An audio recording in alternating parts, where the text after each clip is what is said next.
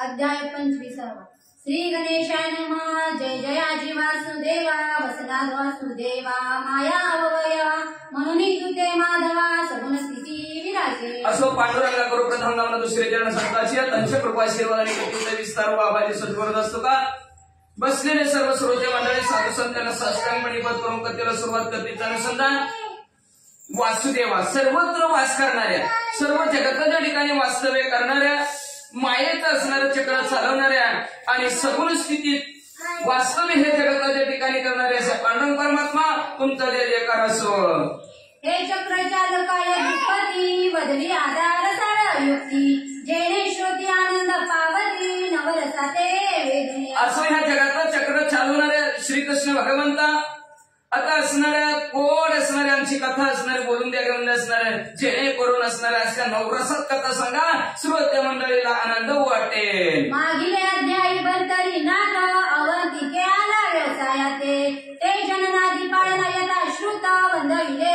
असं मागच्या अध्यायाच्या ठिकाणी अवंतिके नगरीच्या ठिकाणी व्यावसायिका बरोबर भरतरीनाथ आलेले आहेत। तिथपर्यंतची कथा तुमच्या कृपाशीर्वादाने आमच्या मुखातून तुम्ही बोलून घेतली। या परिपुढे कथा घन वदवी नवरसा सुडाळपण ऐसे वदता रुक्मिणी रमण संतोष चित्ती झाला। अशा प्रकारचं असणारे भगवंत म्हणू लागलेले भगवंताची विनंती केली आमच्या मुखातनं सुंदर गोड कथा बोलून घ्या म्हणल्याबरोबर चित्ताच्या ठिकाणी भगवंताला आनंद झाला आणि आनंदाच्या भरात भगवंत काय करू लागले ऐका। झाला तरी आता श्रोती कथा शिकरा श्रवणार्थी व्यावसायिक घेऊन बंतरी प्रती अवंतिकेसी पातळी। असो श्रोते कथा लक्ष देऊन ऐका। मागे कथा ऐकली होती अवंतिका नगरीच्या ठिकाणी व्यावसायिक भरतरीनाथाला घेऊन आलेले तिथपर्यंतची कथा आपण ऐकली। पातले परिक्रमा जवळी करीत झाले शिबिरस्थळी रचोनी गोण्यात कनक पट सकळी शिबिरावरी विराजले। सर्व असणाऱ्या गावाच्या जवळ आलेले आहेत, बाजार भरलेला आहे। असणाऱ्या बैलगाडीमध्ये जे काय असणारं त्यांनी कापडाची दिंड टाकली होती ती सर्वचे सर्व असणाऱ्या खाली ठेवलेले आहेत।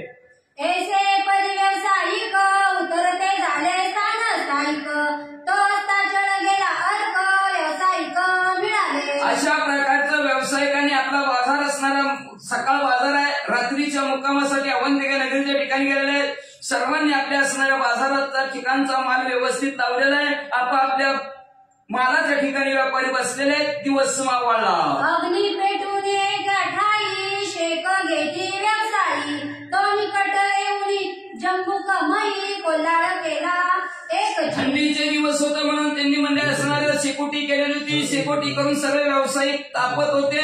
तापत असताना कोल्ह्यांनी भुंकायला सुरुवात केली। कोल्हाड परी स्वभाषेत बोलते झाले जम्बुक समस्त व्यावसायिक होया स्थित बैसू नका सावध व्हा। स्वभावाने असणारे आवाज कोल्हे करत होते। त्या कोल्ह्याच्या आवाजातनं एक आवाज निघत होता। कोल्हे म्हणत होतो ए व्यापाऱ्यांनो तसं बसू नका सावध बसा म्हणजे तुम्हावरी आहे धाडी महातस्कर बळी प्रौढी द्रव्यावरून नेतील तातडी सावध होऊनी। अरे तुमच्यावर म्हणजे चोरांची धाड पडणार आहे तसं ते सावध बसू नका।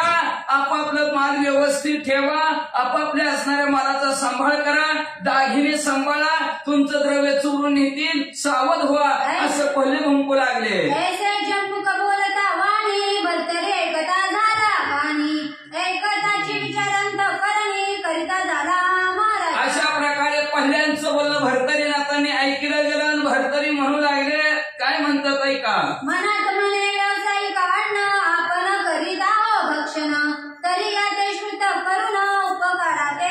अहो ज्याचं खावं मीठ त्याचं करावं नीट म्हणजे मनात म्हणू लागले आपण त्याचं अन्न खातो आणि अन्नाचा उपकार फेडायला पाहिजे म्हणजे आपण असणार म्हणून जे काय कोल्हे बोलतात ते कोल्ह्यांनी बोललेलं त्या व्यापाऱ्यांना सांगावं असा विचार भरतरीनाथांनी केला की मातेचा उपकार जेवी फेडित असे खगेद्र तेवी व्यावसायिकांचा उपकार जम्बुकाचे भाष्य। जसं आपल्या आईचा उपकार फिटतच ना आई तुझ्या थोडं उपकार काहीच उपकार आपल्याच्याने फिटत नाही तर पण मध्ये असणारा एक महान पक्षी होऊन गेला गरुडाने आईचा असणारा उपकार फेडला तसं आपण त्यांचं खाल्लेलं आहे। खाल्लेल्या अन्नाला जागायचं असा विचार आणि त्या व्यापाऱ्यांच्या उपकाराची परतफेड करायची म्हणून आपण जी काय कोल्हे बोलल्यात ते कोल्ह्याची भाषा बोलायला त्यांना सांगू असा भरतरीनाथांनी विचार केला। मग म्हणे सकळ व्यवसाय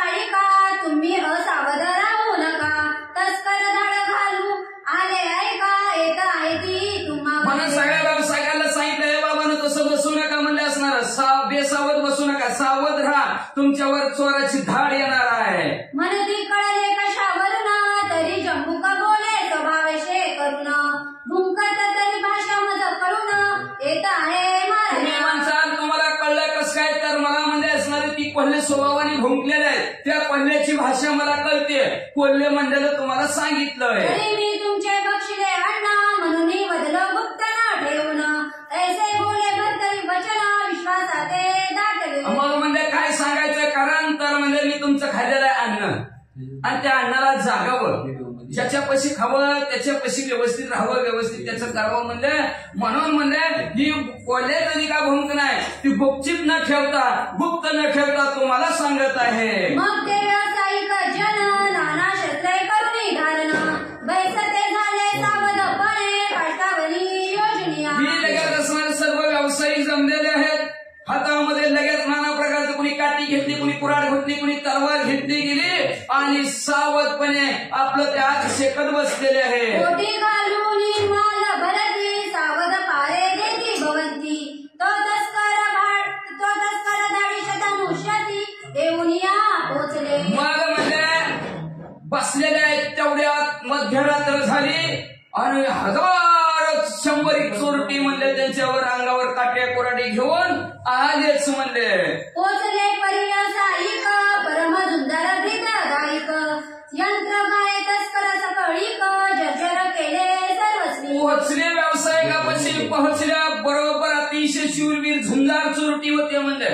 चोरट्यांनी लगेच असणाऱ्या व्यापाऱ्यांना मारायला सुरुवात केली. परम जर्जर तस्कर होता मग वित्ताची सोडून वार्ता पळते झाले शस्त्रघाता सहावेना शस्त्रघात. मग व्यावसायिकांनी प्रतिकार केला, चोरट्यांना मारायला सुरुवात केली. ह्यांच्या हातात काट्या कुऱ्हाडी तलवार होत्या, भरपूर मार द्यायला सुरुवात केली. एवढं मारलं सगळे जखमी झाली चोरटी. चोरटीमध्ये जीव वाचवलेला बरं म्हणजे ह्यांच्या मारापायी जीव जायचा आपला धन लुटण्यात, धन सोडून दिला आणि चोरटी पळून गेलं. असो तस्कराच्या तानुष्यते पळून गेले शस्त्रघाते मग निवारण होऊन हडबडत बैसले शांत व्यावसायिक. मग त्याच्यानंतर सर्वच्या सर्व असणाऱ्या चोरटी पळून गेले, व्यावसायिक असणारे शांत बसलेले आणि शांत बसून व्यावसायिक काय करू लागले. शांत होऊन भरत रियासी घेऊन बैसले मंडपासी परिसावधपणी लोटली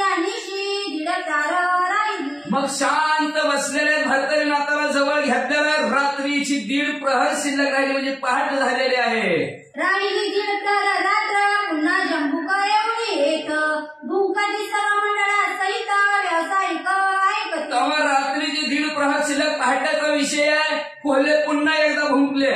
तोवरच व्यावसायिक जागत होते, गप्पा गोष्टी मारत होते आणि व्यावसायिकांनी लगेच भरतरीनाथाला विचारलं, तो कुली भुंकतात काय म्हणतात व ऐकती परी भरतरीते पुन्हा पुसती प्रश्न उठते पुन्हा जंबुक येऊन येते काय बोलले ते सांग.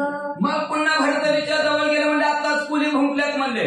आणि ती कुली काय म्हणतात व काय म्हणाले, काय म्हणतात आम्हाला सांगा असं म्हणू लागले. ऐसे बोलता व्यावसायिक सांगता झाला वरददायक म्हणे आता कोल्हे भुंके बदले आहेत ते का. मग व्यावसायिकांनी विचारलं काय म्हणले व कुली कसे भुंकतात म्हणले, काय म्हणले भुंकलेले. मग भरतरीनाथ म्हणले तुम्हाला ऐकायचं का, लक्ष देऊन ऐका. तरी उत्तर दिशेहून आता पांथिक येत आहे दक्षिणे जात शिववरदी महासमर्थ राक्षस जाण असे तो. ऐका म्हणजे उत्तर दिशेकडून एक असणारा पायी चालत महादेवजीच्या वरदानाने राक्षस झालेला आहे, तो उत्तरेकडून दक्षिणेकडे निघालेला आहे. तयापाशी 4 रत्ने असती तेजस्वी दित्यमान तरी त्या तेल तो जो मारून पूर्ण लाभ तो लाभेल. मग त्याच्या हातात 4 रत्न येतील, जो कोणी त्या राक्षसाला मारेल त्याला ते रत्न प्राप्त होतील. परी तो लाभ म्हणाला केऊता तरी तयाचा रुधिरा टिळा रेखिता पावेल मग सार्वभौमता अवंतिके माझी. आणि जो कोणी त्या उत्तरेकडून दक्षिणेत चाललेला राक्षस आहे त्याच्या हातात 4 रत्न आहेत, जो कोणी त्या राक्षसाला मारल त्याच्या रक्ताचा टिळा जो कोणी विशीला लावल तो म्हणले ह्या अवंतिके नगरीचा राजा होईल. अशा प्रकारचं पहिले भुंकल्यात म्हणले. तरी त्या तेजस्वी मरण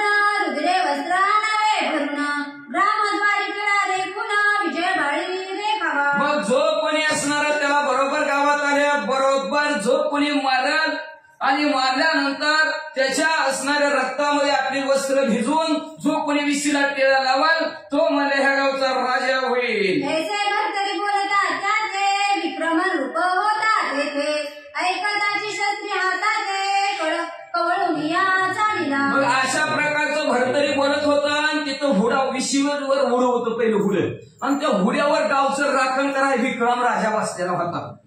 राखणदारीचं काम करत होता आणि खाली भरतरी बोललेलं त्या विक्रमाने ऐकिलं बरोबर त्यांनी हातात तलवार घेतली आणि वाटतच राक्षसाला मारण्यासाठी विक्रम उभा राहिला. या परिश्रोते कल्पना घेती शिववर्धे त्या दानवा प्रती काय गुण लाभले क्षिती त्याची कथा नग सांगावे. मला जण श्रोते मंडळी म्हणू लागलेले ते उत्तरेकडून दक्षिणेकडे निघालेला राक्षस आहे म्हणजे आणि ते राक्षस म्हणजे महादेवजीच्या शापाने ती राक्षस झाला. काय कारण त्याला राक्षस होण्याचं कशामुळे राक्षस झाला अशी मनात शंका असली आली असेल तर मग कवी म्हणे तो दानवा पूर्वी स्वर्गीचा होया गंधर्व चित्रमा गंधर्व त्याचे नाव महाप्रतापी आगळा. मग म्हणून सांगू लागले ग्रंथकर्ते म्हणू लागले पूर्वी असणारा स्वर्गाच्या ठिकाणचा एक गंधर्व त्या गंधर्वाचं नाव असणार होतं चित्रमा आणि तो चित्रमा गंधर्व स्वर्गाचं भूषण असता. तो सहज स्थिती कैलासासी जाता झाला भावे मानसी तो उमेसा दूत कर्मासी शिव बैसले खेळ. तो असणारा चित्रमा गंधर्व सहज चालता चालता एक दिवशी कैलासाच्या ठिकाणी गेलेला आहे आणि कैलासाच्या ठिकाणी महादेवजी आणि पार्वती माता दूत खेळत असताना तो तिथं पोहोचला. तो चित्रमा गंधर्व नाथ येऊनी पोचला अकस्मात तो उमेसे तुम्हा कांत भावे करुणी नमिला. मग दोघं खेळताना हा चित्रमा गंधर्व तिथे गेला. महादेवजीनं बघितलं महादेवजीकडे चित्रमा गंधर्वाने बघितलं आणि चित्रमा गंधर्वाने महादेवजीला नमस्कार केला. नमिता देखील निळकंठे मग आश्वासन देऊनी सन्निधनित विराजुनी गंधर्व भट तुष्ट केला मानसी. मग लगेच महादेवजीनं त्याला जवळ आपल्या जवळ आसन दिलं गेलं. आसनावर बसवलं. कस काय चाललं बरं चाललंय का चहा पाणी त्याला केलं गेलं आणि जवळ बसून त्या चित्रमा गंधर्वाला घेतलं. निकट गंधर्व बैसवून खेळ खेळती दोघे जण तो अंबीने खेळी डाव जिंकून शिवावरी आणेला. गंधर्व जवळ बसलेला आहे आणि बसलेला असताना महादेवजी आणि पार्वती माता खेळ खेळत आहेत. खेळ खेळत असताना पार्वती माता विजयी झालेल्या आहेत. महादेवजी खेळामध्ये हारलेले आहेत. असा खेळ चालत असताना आणि पर्यक्ष भास विविध वासला उभयंतास तेने करुणी प्रतिवादास प्रवर्तली उभयंता. महादेवजी हारले होते पार्वती माता जिंकल्या होत्या पण महादेवजीने धटिंग करायला सुरुवात केली. मी जिंकलोय पार्वती म्हणायचं नाही मी जिंकलोय तू जिंकलो मी जिंकलो असं म्हणता म्हणता दोघात वाद चालू झाला नवरा बायको मध्ये. शिव म्हणे पडले 18 अंबा म्हणे पडले 12 ऐसे बोलण्यात प्रेरा उभयंतासी पडले. महादेवजी म्हणायचे 18 पडले पार्वती म्हणायच्या 12 पडले असं ह्या बोलण्यात दोघांच्या फेरा पडला. त्याच्यामुळे दोघांचं तुंबड भांडण चालू झालं. मग ते उभय वरदी विवादिता गंधर्वा पुसती तेने शुपक्ष धरुणी चित्ती अष्टदश पडले. मग दोघांचं असणारं भांडण चाललं म्हणून दोघात तिसरा सगळं विसरा बरं का.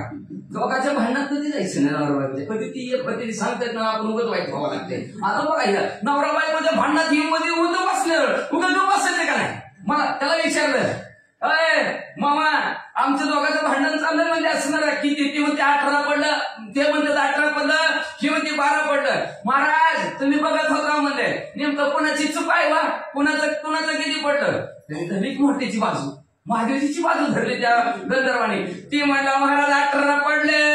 खरे पडी असता शोभली मृडाग्नी म्हणे गंधर्वा शिव पक्ष धरुणी बोलत होसी.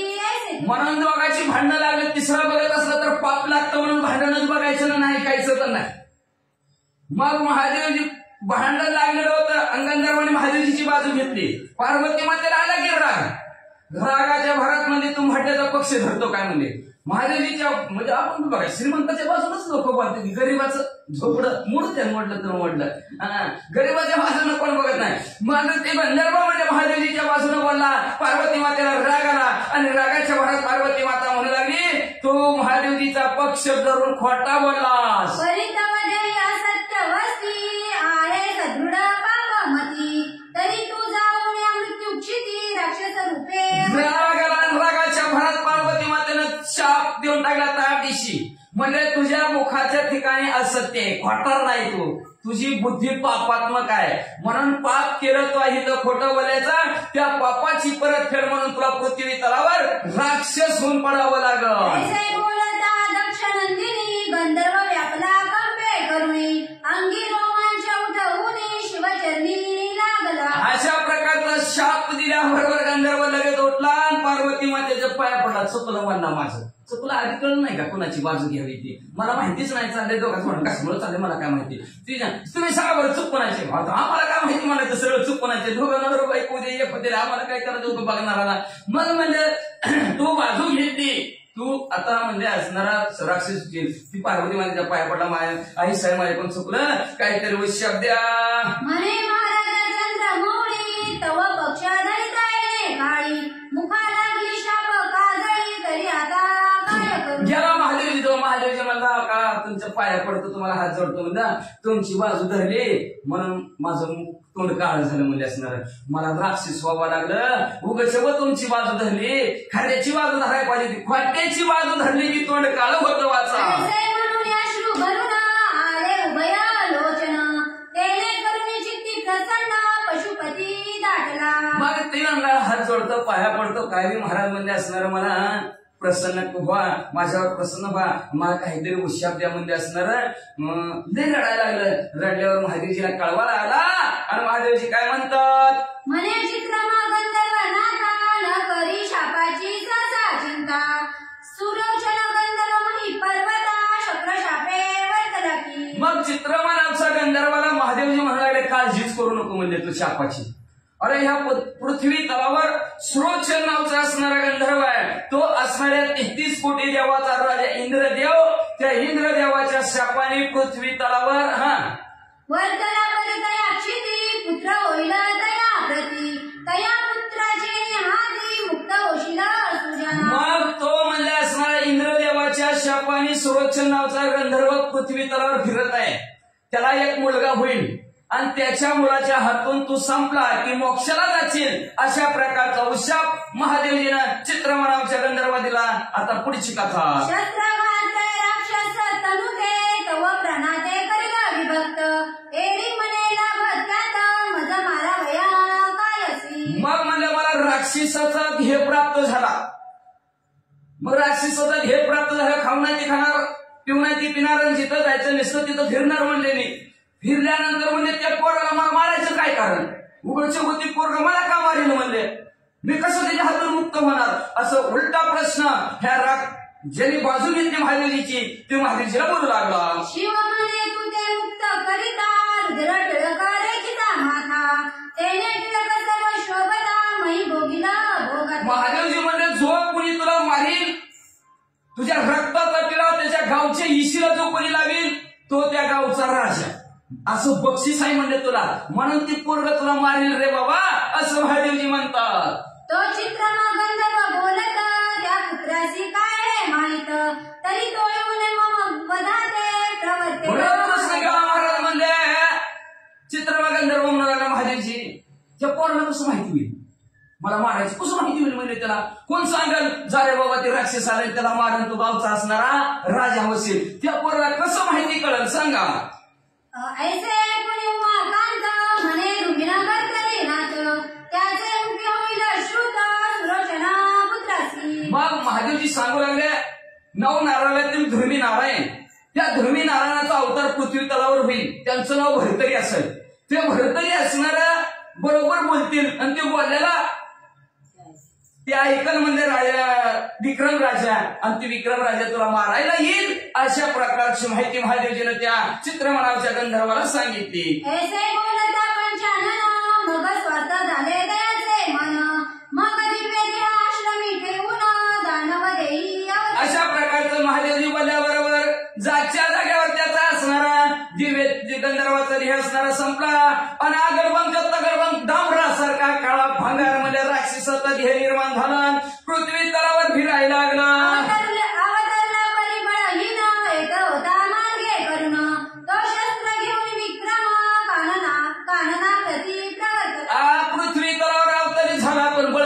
राक्षस असून सुद्धा ताकद संपलेली होती म्हणजे त्याची जवळ ताकदच काही शिल्लक राहिली नाही म्हणजे का लय मागच्या जन्मी पाप केलं एकच पाप केलंय बरोबर बाजू घेतली नाही चुकीच्या बाजूनं उत्तर दिलं चुकीचं बोलला खोटं बोलला त्याच्या पापामुळे ताकद सुद्धा पुढच्या जन्मात त्याला राहिली नाही म्हणजे आणि तो म्हणजे असणारा उत्तरेकडून दक्षिणेकडे निघालेला त्याच्या जवळ विक्रम त्याला मारण्यासाठी हातात तलवार घेऊन यायला लागला इथपर्यंत कथाही केली सुरोचना गंधर्व मणिवरती शक्रशास्त्रे पातला निगुदी कैशारती देवदावे. आता त्याच्यानंतर श्रोते मंडळी म्हणतील सुरोचन नावचा गंधर्व पृथ्वी तलावर कस काय आला त्याला 33 कोटी देवाचा राजा इंद्रदेवानी शाप कस काय दिला ही कथा तुम्हाला तो मनात प्रश्न पडला असेल. आता ही कथा म्हणजे काय कथा माहिती का गाढवाचं लग्न गाढवाच्या लग्नाची कथा लागली बघा ऐकायची असेल तर ऐका का उद्या ऐकायची बघा गाढवाच्या लग्नाची सुंदर बोलता म्हणे ओ एका वचना अमरपुरी पाक शासन सभे स्थानी सभा करुणा गांधर्व आदिकी बेसरे असो पांडुरंगा प्रथम नामना दुसरी जण संघाची त्यांच्या कृपाशीर्वादाने कथेचा विस्तार बाबाजी सद्गुरू असतो का बसलेले सर्व श्रोते मंडळी साधू संतांना साष्टांग मणिपात करून कथेला सुरुवात आहे कथेच्या अनुसंधाने श्रोते मंडळींच्या मनामध्ये शंका निर्माण झाली सुरोचे नाका गंधर्व त्याला इंद्रदेवानी का शाप दिला त्याची आपण कथा ऐकत सांगायला ग्रंथकथे सुरुवात करून एक दिवशी 33 कोटी देवांचा राजा इंद्रदेव आपल्या गंधर्व समेत आपल्या सभेमध्ये बसलेला होता. पुढे अप्सरा नृत्य करीती नेटके हाव भाव दाविती तिलोमत्ता आणि मेनका युवती अर्क ज्योती लावणी पुढे अप्सरा नाचत आहे तिलोत्तम आहे मेनका आहे उर्वशी आहे रंभा आहे अशा प्रकारच्या अनेक साहित्य अप्सरा सभेमध्ये नृत्य काम करत आहेत. कैसे त्यांचे चांगुलपणा ग्रंथी किती करू वर्णना तरी तयांचे स्वरूप पाहता मदना मूर्छागत सूर्यासारख्या तेजस्वी दिसणाऱ्या ह्या महिला होत्या अप्सरा होत्या सर्व त्यांच्या जर असणाऱ्या स्वरूपाचं वर्णन करायचं म्हणलं तर मदन सुद्धा फिका होता ग्रंथ वाढेल असं ग्रंथकर्ते म्हणतात. चार सभास्थानी नाट्य करिता दाविती चमचा काच समता जयाचे नेत्र कटाक्ष पाहता जपी तपी सभेच्या नाट्य करत होत्या असणाऱ्या डोळ्याचे असणाऱ्या इशारे ते करत होत्या जपी तपी सुद्धा भुलले जातील अशा प्रकारच्या सुंदर देखण्या स्त्रिया होत्या. मग मुनी येऊन लुंगी कासोटी सोडून धावती तयाचे पाठी मग कैसे आचरण योग राहती होती कष्टी मुनी सुद्धा असणारे आपली लंगोट सोडून कसोटी सोडून म्हणजे त्या अप्सरांच्या पाठीमागे पळत होत्या मग कसले योग साधना कसला योग म्हणजे असणाऱ्या कामाने ती खवळून जात होती अशा प्रकारचे देखणे त्या अप्सरा होत्या. ऐसी गुणज्ञान स्वरूप परिस्थिती लावण्य ललिता का चंद्र ज्योती नाट्य करीती ते सगळे प्रती वेद चित्ती गंधर्व अशा प्रकारे गुणाने संपूर्ण असणाऱ्या लावण्याच्या राशी असणाऱ्या चंद्रासारख्या दिसणाऱ्या चेहरा आणि अशा सभेमध्ये नाचकाम करत आहेत त्यांच्यामुळे सगळ्या जण पाहणारे कामातून होत होते. ते नाट्य करिता सुरपणी सुरोचन गंधर्व पंचबाणी अतिवेदना निषेधिनी लाज सोडणी तीच कारणे मग असणाऱ्या अशा प्रकारचं नाचकाम सभेमध्ये चाललेलं आहे. तेवढ्या सुरोचन नावचा असणारा गंधर्व आहे त्याचा मदन खवळला गेला काम खवळला गेला आणि त्यांनी असणारे लाज सभेच्या ठिकाणी सोडली का तर कामातुरा भयानं लज्जा कामातूर माणसाला भीती बी नसती लाज बी नसती मग हा कामातूर झाला मग त्याला भीती राहिली नाही आणि लाजही राहिली नाही त्यांनी काय केलं परमवेदता पंचबाणी देव सभेते मंदे न गणुनी एकाएकी सभेत उठवणी मेनके ते एवढ्या असणाऱ्या कामातून झालं तर एवढ्या कामातून झाला उठला देवाची सभा विसरूनच गेला मेनका देवासमोर नसतात तीही विसरला उठला डायरेक्ट मेनकेचा हातच सर्वोच्च नावच्या गंधर्वाने धरला धरुणी मेनकेचा हस्त पूच हस्ताने करी व्यक्त ते पाहुणी शचीनाथ परमचित्ती हात धरला ते धरला अवयवाला हात लावला लागला इंद्रदेवाने बघितलं गेला इंद्रदेवाला राग आला मने सभास्थानी सोडणी लाज कवळीत रंबेते कामी काजे तरी हायसा अधम ध्वज पचूत हो का म्हणजे सभेच्या ठिकाणी ह्यांनी लाज सोडली म्हणले आणि कामातूर होऊन रंबेचा हात पकडतोय तर हा पदच्युत व्हावा असा शाप इंद्रदेवाने दिला. जया ते न कळे रांग रंग हीन बुद्धी कामी योग तरी हा पतन पाओ स्वर्ग माग जर्ब हो. ज्याला राग रंग कळत नाही, कोणाला कुठे बसल्यानंतर आपण काय करावं ज्याचं त्याला भान राहत नाही, हीन बुद्धीचा असतो. ज्याची बुद्धी कालिक झालेली असती, कामातूर झालेली असती, असं त्याच्यापेक्षा गाढव बरं. म्हणून इंद्रदेवाने त्याला शाप दिला, स्वर्गाच्या ठिकाणातून पतन होतील आणि पृथ्वी तलावर गाढव होशील. ऐसे बोलता पाक शासन तत्काळ झाला ते तुने पतन पतन होता सहस्र नयन तुष्ट केला स्तुतीने. अशा प्रकारचा इंद्रदेवाने शाप दिला. शाप दिल्याबरोबर पटकन वर खाली यायच लागला, गाढवाच्या रूपात येणार पृथ्वी तलावर. तेवढ्या त्याने हात जोडले, इंद्रदेवा माझ्याकडून चुकलं, माफ करा. म्हणे महाराजा मरणाचा उपशाप द्यावा माते आता हे कर्म घडले असता परिश्रमा. महाराज अमरनाथ देवांचे नाथ तुम्ही म्हणले तर माझ्याकडून असणारा चूक झाली, त्या क्षमेला क्षमा अपराध करावा महाराज म्हणले असणार. चुकून काढलं असं तो सर्वोच्च नावचा गंधर्व म्हणू लागला. तू दयावंत प्रज्ञा राशी सदा कळवळा हृदयी पाळीशी तरी पोटरी घालून प्रदासी क्षमादान तुम्ही दयेचे सागरात ज्ञानी म्हणले असणार. सर्वांच्या विषयी तुमच्या हृदयाच्या ठिकाणी कळवळ आहे म्हणले तर माझा अपराध कुठे घालून मला क्षमा करावा असं सर्वोच्च गंधर्व बोलू लागला. तू मायविले करू सहसा नगणी माझे अपराध लेशा तरी तू दृष्टी समयुषा निर्विका मजवरी. तुम्ही असणार माझी आई आहोत, मी तुमचं लेकरू आहे म्हणले. मग असणार आई काय लेकराचा अपराध सहन करते का नाही म्हणले, शिकिली म्हणून कमांडी कापती काय, कापतच नाही म्हणले असणार. जसं आई लेकराचा अपराध सहन करते तसं माझा अपराध तुम्ही मला सहन करा, क्षमा करा असं सर्वोच्च गंधर्व बोलू लागला. ऐसे स्तुतीचे वंदता वचन संतुष्ट झाला पाक शासन म्हणे 10 वर्षी पुन्हा करतो न स्वास्थदाना. अशा प्रकारची स्तुती केल्यावर देवाला आनंद झाला. इंद्रदेवाने असणारा शाप दिला, 12 वर्षांनी परत तू स्वर्गाच्या ठिकाणी गंधर्व म्हणून येशील. येशील परी कैसे कर्म मी तुला दिश जो निर्देश तोम ज्याते सत्यवर्मा नाम महिला गी. आई म्हणजे असणारा तुझं कर्म कसं 12 वर्षात काय कर्म करशील म्हणजे विठोबा नावचं नगरात तिथं असणारा राजा सत्यवर्मा. तयाची कन्या लावण्य राशी सद्विकेशी पुण्य राशी तिथे वरोनी पुत्री मासी विक्रामाते तोषवावे. त्याची मुलगी सत्यवती आणि त्या सत्यवती बरोबर तुझा असणारा विवाह होईल. ज्ञानवान आहे, गुणवान आहे म्हणजे पण कृत्रिम असणार बनावट लग्न. आपल्याला 2 प्रकारचे लग्न असतात, मग तशा प्रकारचं असणारं लग्न होईल म्हणजे आणि विक्रम राजाला जन्माला घालचाल तुम्ही. तो विष्णू विक्रम मूर्ती येसी शोषक निर्वेल महिसी तो येतात उदरासी मुक्त होशील महाराजा. साक्षात विष्णू परमात्मा भगवंत विक्रमाच्या रूपाने म्हणजे तुमच्या पोटी जन्माला येईल. त्याचं मुख पाहिल्या बरोबर तू असणार उद्धार होशील, तुझं तू मुक्त होशील. अशा प्रकारचा उशाप इंद्रदेवाने दिला.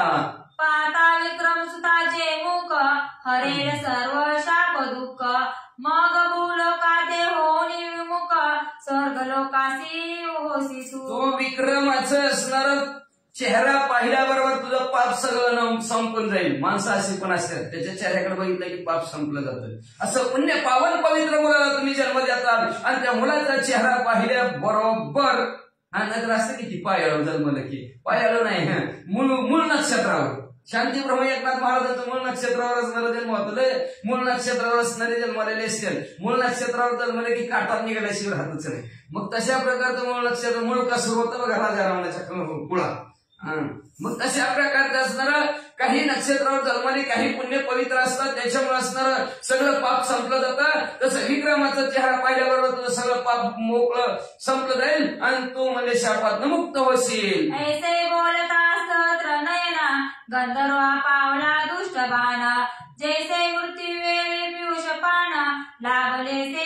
अशा प्रकारचं इंद्रदेव बरोबर त्या सर्वोच्च नावच्या गंधर्वाला जरा आनंद वाटला, बरं वाटला.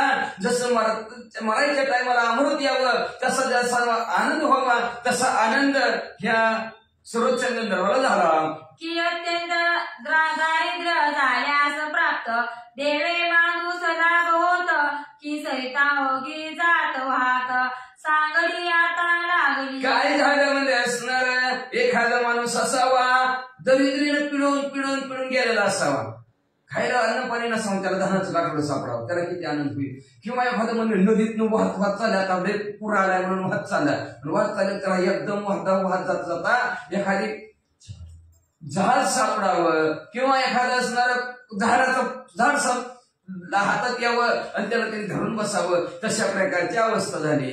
की परम दुष्काळी न मिळे अन्न बन करू पदारी दुरून ते अपंगिले सुरभिने तैसे झाले. कशी अवस्था झाली, एखाद्याने दुष्काळाने पिळून गेला भिकाऱ्यासारखी त्याची अवस्था झाली. त्याला सुरभी काय त्याच्या दारात आली, मला ते इच्छा पूर्ण करणारे काय पाहिजे ते खायला देणारे. मग त्याला जसा आनंद बाबा तसा गंधर्वाला उशाप दिल्याबरोबर आनंद झाला. असो मग तो सुरोचना तया झाले स्वर्गपतन वायू चक्री मितुळा कानन सेविता झाला. अशा प्रकारचा उशाप दिल्याबरोबर स्वर्गातनं भर दिशी वाऱ्याच्या वेगाने म्हणजे पृथ्वी तलावाला आला, त्याला मिथुला गावात पडला.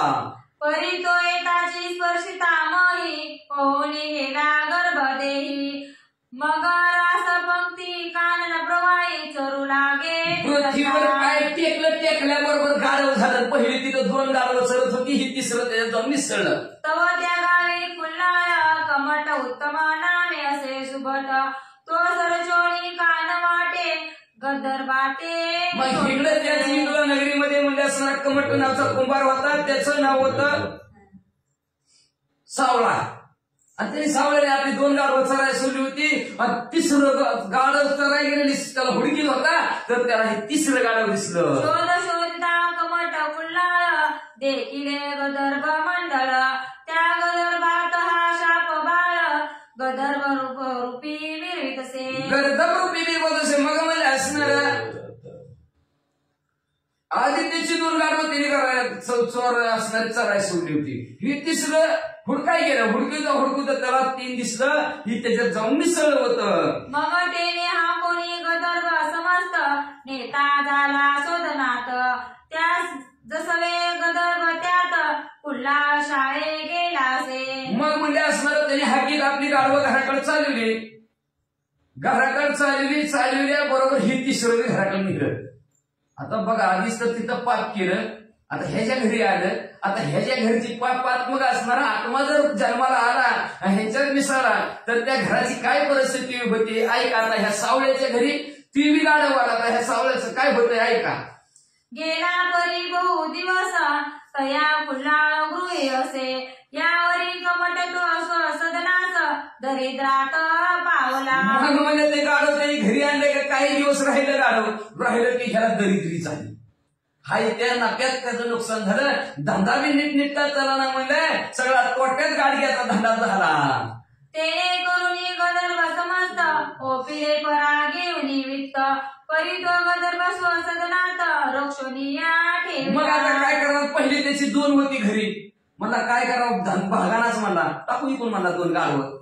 पहिली घरची 2 गाढवं इकून टाकली आणि एकच ती वर आलेला आहे का स्वर्गातनं, ती एकच गाढव घरी राहिलं का बघा. त्या गाढवामुळे दरिद्री सुधारली, तिथं पाप केलं, त्या पापामुळे सगळ्याला भोगावं लागतं पाप बरं का. म्हणून असणारं पाप अजिबात करायचं नाही. जेणेकरून असणारं पुण्यात्मक कर्म होईल तेवढंच पुण्यात्मक कर्म करायचं, पापात्मक कर्म करू नये, त्याची फळं सगळ्याला भोगावं लागतात. त्या स्वर्गात ह्याच्या घरी आलं, त्याने घरी हाकीत आणलं आणि त्याच्या मागे त्याचं पाप आलं, त्याला दरिद्री गरिबी आली, हाय ती बी घरची 2 इकून टाकली, एकटंच घरी राहिलं. रक्षिला परी एकटा द्वारी गंधर्व मनी विचार करी एकतांती एकट्या परी कमट कुल्लाळे ठेविला. मग म्हणजे एकटाच ठेवला दरवाजाजवळ बनले असणार, अवघड असतं गाढवाचं.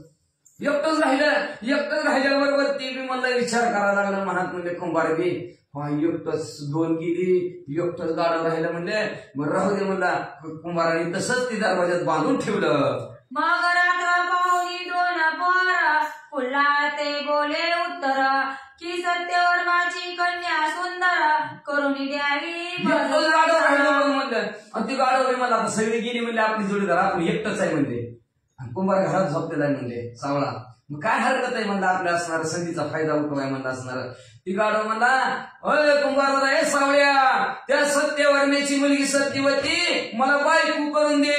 ऐसे विनोदी न पुकारिता कमट कानी होय एकता मग सदना बाहेर येऊनी तत्वता निज दृष्टी विलोकी. मग म्हणजे ही झोपला की ह्याला असणार त्या सावळ्याला आवाज टाकायचा ती काढव. अरे सावळ्या सत्यवर्ण्याची मुलगी सत्यवती मला बायको करून दे. आणि तच कोण उठायचं कोण आहे का बाहेर कोण परत टिंगल टावाळ्या ती काढतात काय म्हणून त्या तिच्या हिला विचारायचं काय नाव होतं गंगे. त्या गंगेला विचारायचं आपले कोण टिंगल टावाळी काढतात का पोरं म्हणले असणार म्हणून ती विचारायचं परत येऊन झोपायचं परत ती गाडव आवाज टाकायचं. योग दिवशी कुंभारनं काय केलं विलोकी परी कोटे काही पाहता प्रतिवसत नाही कोण बोलतो बोल प्रवाही तोही कोण कळेना. मग म्हणजे तरी बघायला उठायचं आणि बघायचं इकडं तिकडं तर कोणच दिसत नव्हतं. परत येऊन झोपायचा परत येऊन बाजून बघायचा कोण बोलतंय बोललेलं बी दिसत नव्हतं. कोण पळून गेलं का आपली टिंगल करून ते बी दिसत नव्हतं. वैतागून गेला सावळ्या. ऐसा होनी साशंकित पुन्हा सदना माझी जात तो गदर्भ पुन्हा पाचारुनी त्याते दारादारी म्हणतसे. मग असं शासन की इकडं तिकडं बघायचं कोणच बोलत नाही कोण बोलतोय का परत येऊन झोपायचा.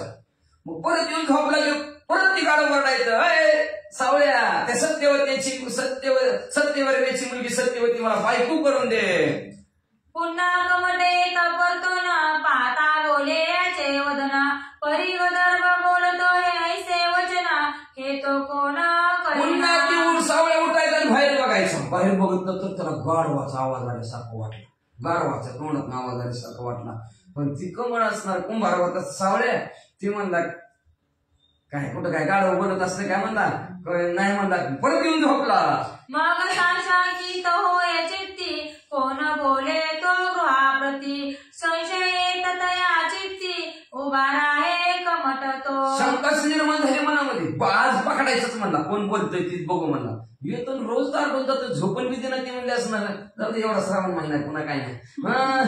मग म्हणला कोण झोपून बी देणार ते म्हणला कालवा म्हणला ह्याचा कोण आज जागेवरच धरतो म्हणला कोण बोलतोय ती म्हणून काठी घेऊनच सावळ्या दारात उभा राहिला. कमट सम्मुख उभा असता गदर्भ विचार करुनी चित्ता मने भ्रांती फेडावी आता आपुलिया शब्दाची. मग समोर उभा राहिलेला होता काठीच घेऊन कुंभार. विचार केला त्या गाढवानं म्हणला आता काय करावं आज आपलं भ्रांत फेडून टाकाय का तर आपण बोलतोय पण त्याला वाटत नाही आपण बोलतोय म्हणून ती भ्रमात आहे म्हणले ते कुंभार. त्या कुंभारचा आज भ्रम घालवायचा संधीचा फायदा उठवायचा आज आपण कुंभाराला बोलायचं असा विचार गाढव करू लागलं. मग कमटाजवळी पाचरुण बोलता झाला गदर्भ वचन मने महाराजा संशय तारुण पाहत सशी किमर्थ. मग कुंभाराला सावळ्याला गाढवाने जवळ बोलले इकडे म्हणला इकडे गाढवाची जवळ गेलं ती. मग जवळ गेला आणि जवळ गेल्याबरोबर म्हणला का असं इकडं तिकडं कावऱ्या बावऱ्या पण बघता म्हणले. अहो मी बोलतोय म्हणले माझ्या बोलण्याकडे लक्ष द्या काय इकडं तिकडं बघता म्हणले. परी मी नित्य बोलतो वाणी तू ऐकतोस कानी तरी सत्यवर्ण्याची मज नंदिनी करून देई ते. अरे तू जी काय रोज ऐकतो ना ती मी बोलतोय बाबा आता कसं बोलून दाखवू का सत्यवर्ण्याची मुलगी सत्यवती मला बायको करून दे. ऐसे गदर्भ बोलता वचना कमट घोचे वय करुणा जरी हे ऐकिले पराने तरी शिक्षा होईना. घाबरलं की सावळा घाबरला म्हणला गाढव बोलतोय मग ती राजाची मुलगी एखाद्या गरीबाची असती तर काहीतरी मिटवी करून लावलं असतं तिकिटाला पैसे जाऊन असतं पळून जाऊ काय करायचं आम्हाला म्हणते असते आहे का नाही. पण मोठीचे मोठे तर मोठं असतंय ते पैसे कोर्ट काय भानगड बाबा म्हणले असणार लय अवघड परिस्थिती नाही त्याची 4-5 आली तर काढतील सोडून कातारच काढतील अंगाचं अवघड परिस्थिती आहे म्हणला कुंभार म्हणला आपली म्हणला असणार आता काय करावं घाबरला आणि घाबरून मग म्हणलं त्याने असणार काय करू लागला पुढे ऐका. रे प्रत्यक्ष गदर्भ तव मिसळून पाची सोय राणीव मेरू मशगती मानव समरंगना निर्विशी. अरे बाबा मला मारतील की आमच्या गाढवाला पोरगी देतो का म्हणल्यावर मारतील का पोरगी कसलं पाहिजे, चांगलं पाहिजे, तर माणसं पुढची पोरगी देते. आता गाडवाला पोरगी कोण देईन का म्हणजे, मला बी मारतेली शिक्षा करतेली बाबा, पण एवढंच नाही म्हणलं असणार.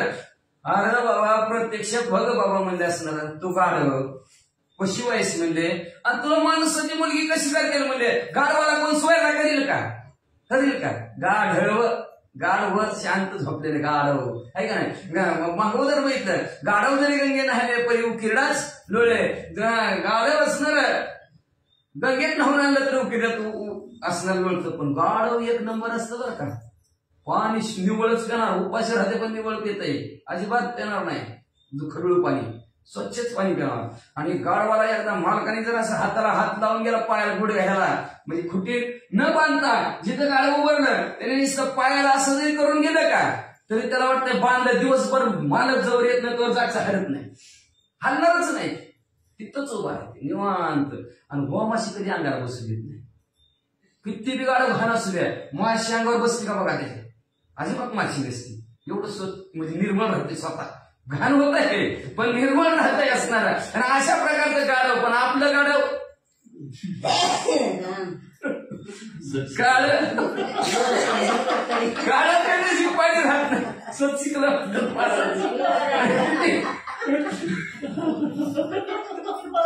आणि आपलं किती बी बांधून ठेवा तिकडे गेल्याशिवाय राहतच नाही. आणि असे असणाऱ्या गाढवाची उपमा दिलेले.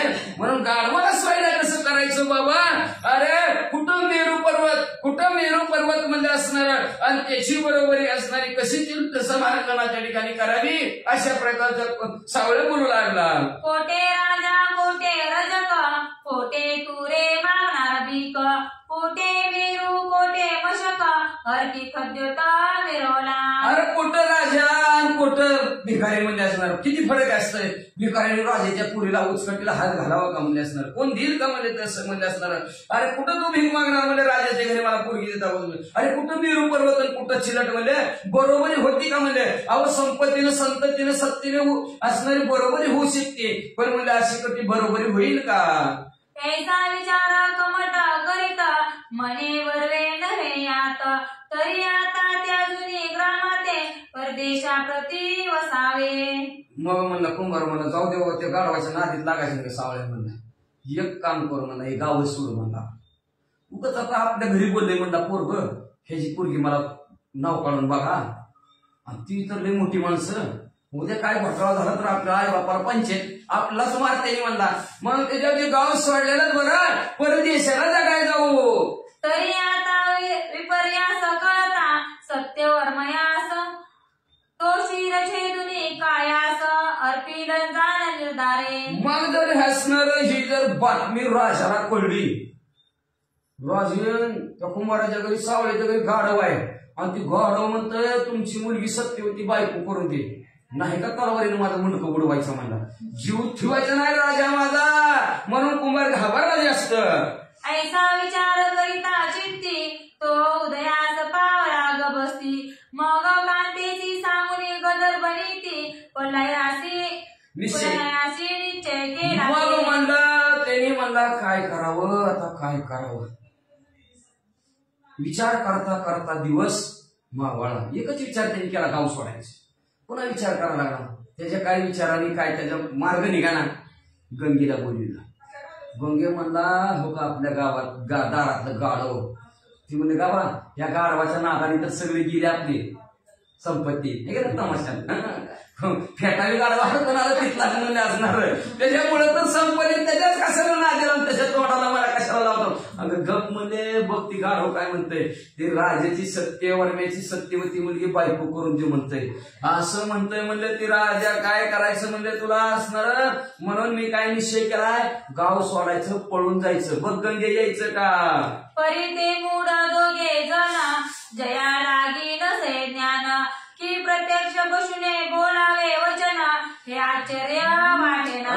मग म्हणले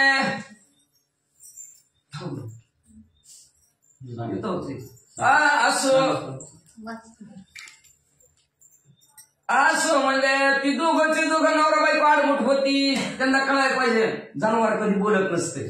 बोलते जनावर काय माहिती कोणाच्या ते बोलत असली तर नाही दिवस झालेला सांभाळलेली असली तर कोणाच्या जनावर बोलत नसतंय पण ही जनावर बोललं हे घ्यायला काय कळणारच ज्या अर्थी जनावर बोलतोय त्या अर्थी कोणतरी देव माणूस असेल काय असेल असं ओळखायला पाहिजे का नाही पण त्यांनी ओळखलंच नाही म्हणजे दोघंचे दोघं आडमुठ होती म्हणजे आणि आडमुठ असल्यामुळं त्यांना काय कळालं असं म्हणजे असणार आहे मग ती म्हणजे दोघं म्हणजे आपण पळूनच जाऊ ह्यांना पशु बोलतं ही काय आश्चर्य वाटना म्हणजे पशु असती वाचा रहित हा गर्दभ बोलता मात तरी हा पशु नव्हे निश्चित प्रज्ञावंत समजेना. अहो पशु वाचा रहित असते त्यांना बोलता येत नाही कुठल्या पशु पक्षाला बोलतात ना त्यांची भाषा असणार कोणतं भुंकत ती त्यांची असणार सिंह डरकाळी मारतो त्यांची भाषा असते मग म्हणजे प्रत्यक्ष माणसाची भाषा बोलतोय गाढव हे त्यांच्या काय लक्षात येणार लक्षात केलं पाहिजे ज्या ती गाढव बोलते त्यावरती हा गाढव नाही कोणतरी ज्ञानवान गुणवान स्वर्गाची देवता असावी असं त्यांच्या काही ध्यानात आलं नाही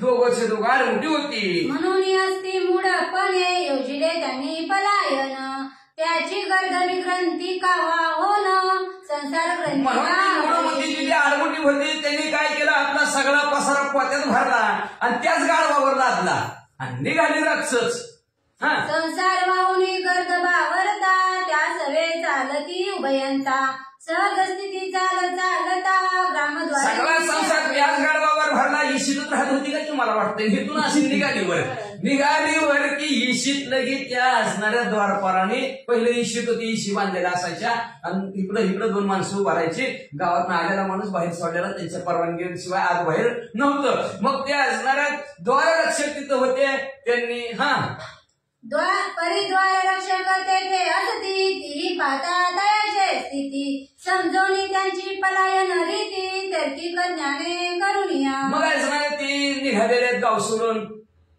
मग ती द्वारपाळाने बघितल्यावर त्यांनी तर्क काढला तार्किक ज्ञानाने आता कुणी काय तर्क काढतंय त्याला परवडत नसेल चाल असेल दुसऱ्या गावाला नाहीतर इथं डुबलाय हाय होती 3 गाडवं 2 इकले ती काय गावात त्याचं चाला नाही वाटतंय बोलू तरी पण देत नसेल म्हणजे आपण वरला गाडगी बिले इकाना ती म्हणजे मग चाल असं गाव सोडून असा तर का काही माणूस का कुणी कुणाच्या डोक्याला काय लावणार आहे का कुणी काही विचार करतो का गाव सोडून गेला लई कर्ज झालं लई देणं झालं नवं त्याच्या जीवाला माहिती असे तर्क काढायला लागली वाचा मग किती कंठा कारणे म्हणती संसार गर्दभी वाहून किमर्थ की पलायन किमर्थ तू पलायन करीशी सांग कंटारे मग एक जण म्हणलं जाऊ तर्क काढायचा विषय सोडून द्या म्हणजे काय का असणार त्याच्या घरचं व्यवसायाने हटकिलच कुंभारला सावळा अहो तुम्ही गाव सोडून काय चाललं काय कारण ऐसे पुसताद्वार रक्षक तेव्हा तो झाला बळे व्यापक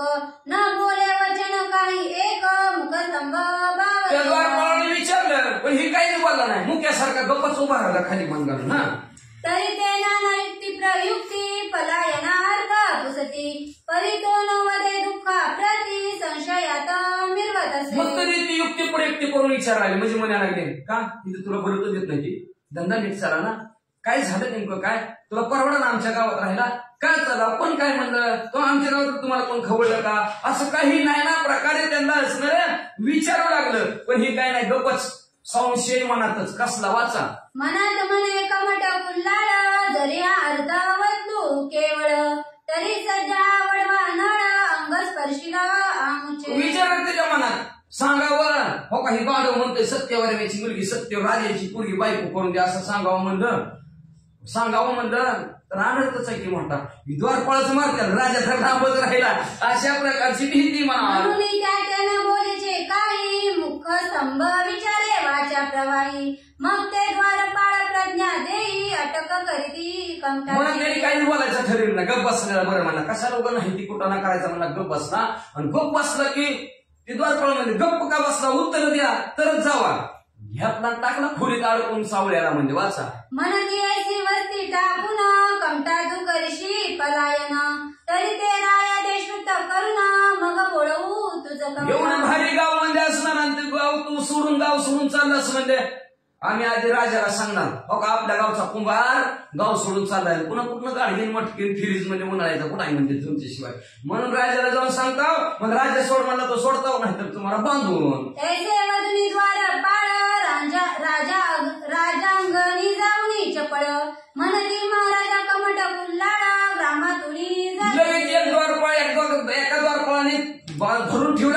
दुसरा जवळ पाळलं लगेच राजाकडे गेला आणि मला राजा आपल्या गावचा कुंभार गाव सोडून चालला आहे. पाठवून आपुले दूत कमट आणला राज सभेत सभास्थानी जाताची त्या ते रावस व मुखे लगेच दूध पाठवला राजाने म्हणजे आणणाऱ्या कुंभाराला बोलून आपल्या घरात म्हणजे असणार राजभवनामध्ये त्याला विचारू गाव का सोडून चाललाय म्हणून. म्हणे काय झाली दुःख मात कोणते दुःख तुझं वसत झाले म्हणून ग्रामाते सांगून या.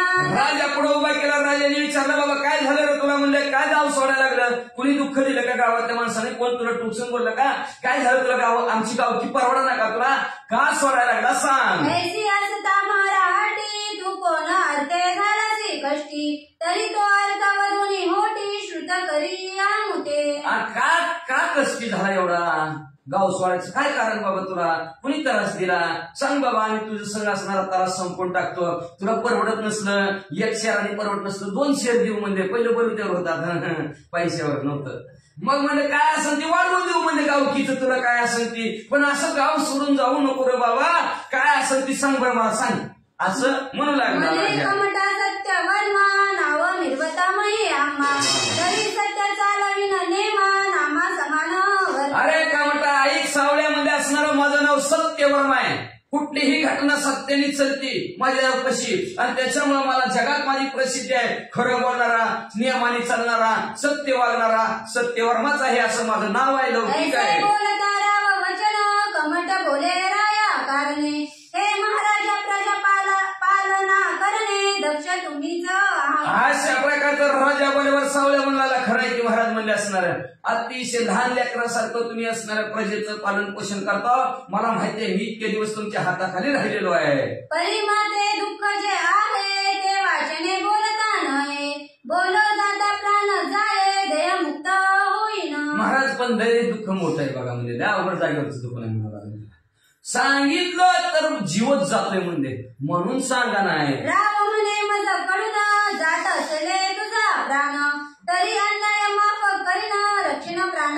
राजा मला तू बोलल्याबरोबर माझ्याकडून जर तुझा जीव जात असेल तर तुझा जीव प्राण राखतो अजिबात तुला जीव मारत नाही म्हणजे तुझा काय बी गुन्हा असला तर मी माफ करतो असं राजा म्हणला.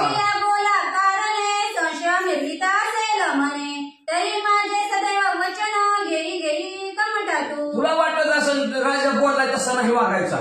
माझं दुःख सांगितलं राजाने उडीलं तर तुला जर असं वाटत असेल तर ही घे माझं वचन देऊन तुला सांगतो तुझं काही बी दुःख असेल तर त्या दुःखाचं निवारण करतो आणि तुझ्या केसाला सुद्धा धक्का लागू देत नाही. राजेंद्र वाणी कमट तुका विग्रहे लागुनी म्हणे महाराजाची वाणी भाषा द्यावी मज आता. मग लगेच असं मान हलवले कुंभाराने.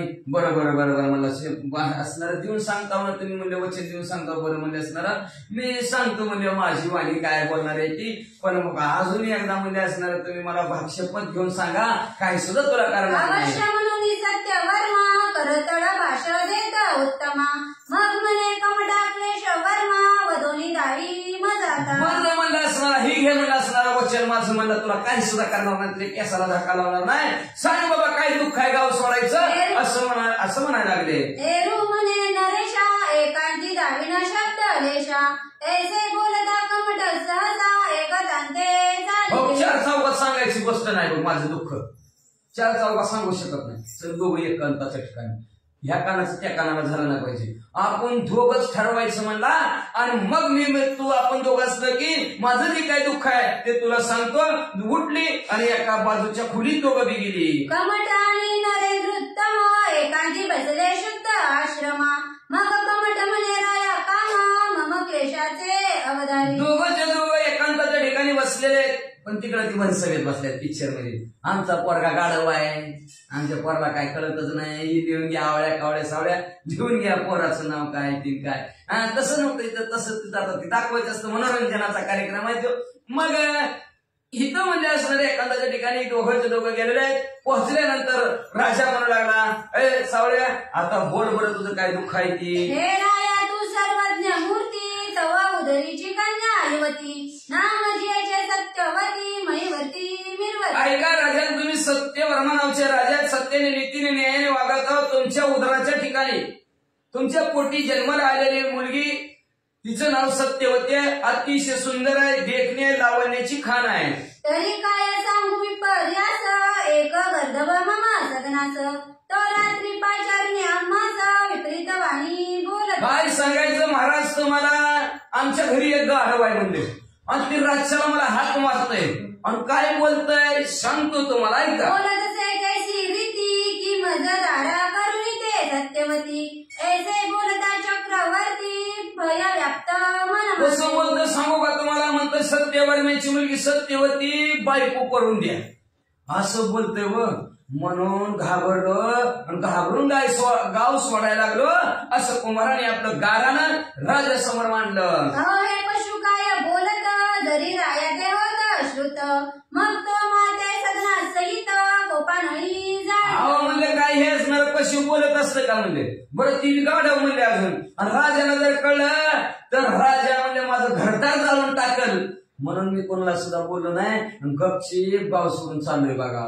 ऐशा भयाची उमजोनी वार्ता त्रास योजिला मुले चित्ता म्हणून राया सोडून स्वार्था ब्राह्मा बाहेरी जात असे. मग अशा प्रकारची भीती अंतःकरणाच्या ठिकाणी माझ्या निर्माण झाली, म्हणून भला मोठा स्वार्थ होता तुमच्या गावामध्ये, सगळं माझं व्यवस्थित चाललेलं होता, प्रपंच बरं वाटत होतं मला, म्हणजे कसं का ना, पण काय सांगायचं ह्या भीतीपोटी गाव सोडून चाललोय बघा. बोलता कमट कुल्हाड मग विचार करीत असे नृपाळ चित्ती म्हणे पशु केवळ वाचा रहित असती की. मग असं सावळ्या बोलल्याबरोबर आता ह्या सावळ्याने गंगेनं काय विचार केला नाही, पण राजाने विचार केला की मग नाही तर उगाच राजा झाला असता का, ज्ञानी होता राजा, हुशार होता. राजाने विचार केला मनात, पशु काय कुठं बोलत असतं का म्हणजे असणार, बोलत नसतं, हे बोलतंय कस काय. तरी तो पशु न म्हणावा सर्वथा कोणीतरी असेल देवता परीक्षेविना माझे चित्ता पशु वेशे नटलासे. वाचार येत असतात पशु, पण ही बोलतंय कस काय, ही राजाने ठरवलं. राजा मला ही नक्की कोणतरी स्वर्गातली देवता असावी म्हणजे असणारे, आणि माझी परीक्षा घेण्यासाठी ह्या जाना म्हणजे गाढवाच्या रूपात पृथ्वी त्याला राजाला असावा असं राजाने अनुमान प्रमाण काढलं. ऐसा विचार करून चित्ती बोलता झाला कमता प्रती म्हणे कमता भय चित्ती धरू नको या हेतू. मग विचार केला चित्ताच्या ठिकाणी माझी परीक्षा घेण्यासाठी स्वर्गातली देवता ह्या पशूच्या रूपात आलेले आहे असा विचार राजाने केला. आणि राजा म्हणला आता सावळ्या दादा तू घाबरू नको, चिंता करू नको, तुझं पोरग कसलं का असणार. तरी आता कुशलपणे दाऊ आपले भाव रक्षण आणि दयाची परीक्षा करून सत्यवती पावी. बरं आता कसं का असणार म्हणले, पोरग कसं का असणार तुझं, बरं का म्हणले. तू गाढव आहे म्हणलास, तू काय आहे म्हणला, काय काय ते आता माझ्या लक्षात राहील ना त्या पिक्चर मध्ये. एकदाच बघितला ही कथा एक सांगायला आणि ती जुळती का बघायसाठी बघितला ती म्हणलं कसं काय केलं तर ह्याच्यात कसं काय केलंय म्हणून. मग म्हणलं असणार ती सावळा काही काळजीच करू नका, करूच नका म्हणला. बरोबर म्हणला कुंभार म्हणला, राजाही म्हणला बरं बरं बरोबर म्हणला. मग आता आपण त्याची परीक्षा घेतली पाहिजे म्हणला असणार. पोरग करायचं आपली पोरगी द्यायची म्हणलं परीक्षा पाहायला पाहिजे का नाही. कपडे कोणाचे, बुट कोणाचा, गाडी कोणाची, आता ती बडा लक्षणं गेली. आता दुसरं चालू झालं वाचते असू द्या. मग राजा म्हणला आपण त्याची परीक्षा घेऊ. आता काय परीक्षा घ्यायच्यात ऐका. तरी तू आता सोनी सदन स्वस्त करी आपुले मन गर्दभ करिता तू ते भाषण उत्तरती तू ऐक. आता सावळा तू गाव सोडायचा विचार सोडून दे, सगळं रीत भात तुझी पूर्ण होईल तुझ्या पोराच्या लग्नात, काय सुद्धा कमी जास्त पडू देणार नाही. लग्न आमच्याकडे म्हणजे, पण एक काम कर, आता तू घरी जा आणि घरी गेल्यावर रात्रीच्या तुला जर ते गाढव बोलायला लागलं तर त्या गाढवाला काय म्हणायचं ऐक. तू ते बोलता गर्दभ मात तरी त्याचे उत्तर द्यावे त्वरित की हा प्रकार राजे श्रुत केला असे महाराजा. मग त्या असणाऱ्या गाढव तुला बोललं की तो त्याला उत्तर द्यायचं. काय सांगायचं, पानाचा विडा उचलून आलं तिथे आहे ना, पानाचा विडा होता का पैजेचा विडा. मग ती विडा तिथला उचलून आलाय. राजाला सांगितलं बाबा तुझं जी काय म्हणणं आहे सत्यवर्णाची मुलगी सत्यवती मुलगी बायको करून दे, हे राजाला मी सांगून आलोय असं सांग. केले परी राज उत्तर आले आहेत व बोलावर तरी धातू तांब्याचे मिथुडा नगर करून द्यावे सर्वस्वे. मग म्हणलं तिथं पैशाचा विडा विडा उचलून आले, पण पैंज अशी लागली तिथं हुंडा आहे. कुणी द्यायचाय? पोराने द्यायचा. तेव्हापासून आलं का ह्या गावाच्या लग्नापासून पोराने द्यायचा. म्हणजे काय द्यायचं? तर हे आत्म गाव जे आमचं, सकाळ उठल्याबरोबर, आता सगळे झोपीत असतील रात्रीचा, सकाळ उठल्याबरोबर आता आमचं गाव तांब्याचं जर झालं तर आमची मुलगी तुम्हाला, असं राजाने सांगितलंय बाबा गाढवा. ताम्रवती मग आपुल्या ते देईल सत्यवती, ऐसे सांगून दया प्रती तुष्ट करी चित्ताते. मग अशा प्रकारचं मला राजाने सांगितलंय की सकाळ सकाळ तांब्याचं जर नगर झालं तर बिंदास तुला मुलगी देव तो म्हणतात. असं आनंदाने राजांपणी माझ्यापाशी निरोप टाकलाय.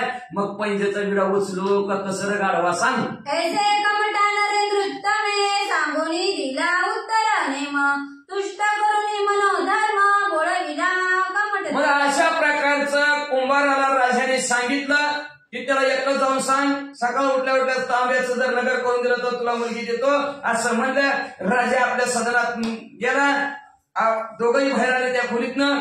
कुंभार इकडे असणाऱ्या गाढवाला घेऊन कुठं आला. मग तुष्ट होणी कमट चित्ती जाता झाला सदना प्रती तोच ताचळ पावोनी गवस्ती मै रात्र संचरली. मग लगेच आपलं गाढव माघारी वळवलं त्याने. त्याच्या अंगावरच ती पसारा उतरला, परत घरात लावला तर झाली संध्याकाळ झाली, रात्र झाली, झोपली. रात्र झाली 2 प्रहर तव गर्दभ बोले उत्तर, हे कमटा तू नरेश्वर सत्यवती दे माते. लगेच रात्रीच्या 2 प्रहर झाले, 12चा पुढचा वेळ झाला की लगेचच गाढवाने आवाज टाकला, सत्यवर्णाची मुलगी सत्यवती सावळ्या मला बायको करून दे. ऐसे बोलता पशु युक्ती कमट उत्तर दे तया प्रती, म्हणे महाराजांकृपा प्रती श्रुत केले. अशा प्रकारचं गाढववाल्या बरोबर कुंभार मला पैंजेचा विडा उचललाय म्हणते तिथला. घेऊनच आलं. म्हणजे राजाला सांगितलं तुझं कहाणी म्हणजे सगळीच्या सगळी राजाच्या कानावर बातमी पसरली. आता बघ राजाने काय सांगितलं. प्रत्युत्तर राया भिजले आणि वार, की ताम्रता तुझे मथुरा नगर करून द्यावे आमुते. मग तुला देतो म्हणलाय, पण त्याच्या बदल्यात राजाने लय भरली मोठी मागणी मागितली बघ. आणि वार आहे काय माहितय, अख्खं मिथुना नगर जर तांब्याचं झालं तर तुला मुलगी देतोय बघ म्हणले ती. ग्राम झाली ताम्र सदनी अर्पिन जाते नंदिनी, एसिया बोल प्रकरणी बोलिला आहे नरेंद्र. राजा असं बोललाय की तू आता गाव तांब्याचं करून दिलं की तुला मुलगी देणार. बघ बाबा काय करत, आता जीवन मरणाचा प्रश्न आहे तुझ्या बी माझ्या बी. तरी एसिया बोला सरळ असेल काही दावा कळा, दुष्ट करुणी नरेंद्र बाळा सत्यवती वरावी. मग जर तुमच्यात ताकद असेल, हिंमत असेल तर करून दाखवा बाबा त्या तांब्याचं, आणि त्याचं मन आनंदित करा सत्यवर्णाचं. भाव आहे बाबा जावाई आपल्या लायक आहे म्हणून मन आनंदित करा आणि निवांत सत्यवती बरोबर तुम्ही लग्न करा, असं सावलेने त्या गाढवाला बोलला. ताम्रवती देऊन ग्रहण करावे कन्या रत्न, जैसे दानवासुरा देऊन पयुष घेतले देवानी. त्या न्यायाने ताम्रवती करा. कसल्या न्यायाने? बरोबर ताम्रवती नगर झालं की तुम्हाला ती कन्यारूपी रत्न देणार आहे. ज्या न्यायाने देवाने दारू राक्षसांना दिली, अमृत आपल्याकडे ठेवलं, तशा प्रकारे तुम्ही तांब्याचं नगर आणि इकडे सत्यवती करा. किंवा कष्टाते कचे ओ पुन्हा हरुणी गेला संजीवनी, तेवी राय ते तुष्ट करुणी सत्यवती हरिका. किंवा म्हणजे असणारा कच शुक्राचार्याकडे गेला आणि अनेक कष्ट करून म्हणजे संजीवनी नावचा मंत्र शिकून घेतला त्याने, त्याच्या मुलीच्या नादी लागून असणार.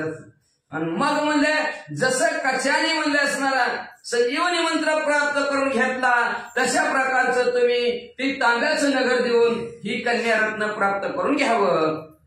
तरी काच देऊनी पाच घेणे एक बुद्धिमंत लक्षण, असेल काही प्रमाण करुणी जावी महाराज. बुद्धिवंताचं लक्षण आहे काच द्यायचा आणि पाच घ्यायचा. पाचू म्हणजे पाचू रत्नाचं नाव आहे.